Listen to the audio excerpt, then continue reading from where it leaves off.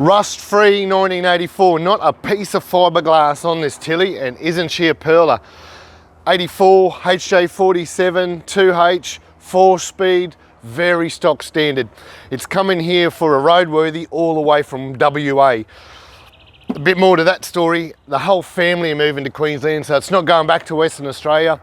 Dad's in the mines, he wants this to be his daily driver when he gets here, so we've just got it up to spec.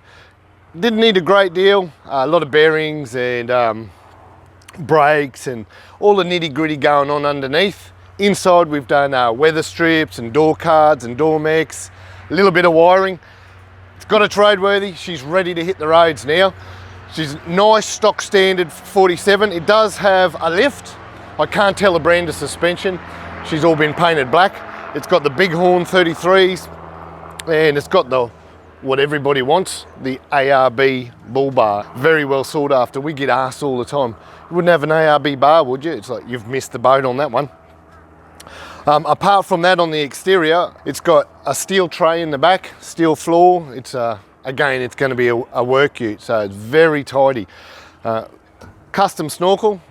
I'd say it was there in the previous life because it's not hooked up to anything, but I think he's going to tinker with it when he gets hold of it. Today, he hasn't seen it in a couple of months. It's been with us while he's been moving the family over from WA. We'll have a quick look inside. She's pretty standard, but it's pretty clean in there, so I want a bit of show and tell. She's just a clean, honest old truck in here. How good are these floors? No rust, the original deadness still in there. Steel roof. It's got the marine carpet up there. It's had a little bit of work before it's come here, but it is a pearler. Unmolested dash. Original seats, the black duck seat covers. You see, this is what we've done. We've added the new door cards, genuine handles, fixed the mechs up. We've put new weather strips all over it, new felts, so it'll hopefully less rattles as she's driving down the road.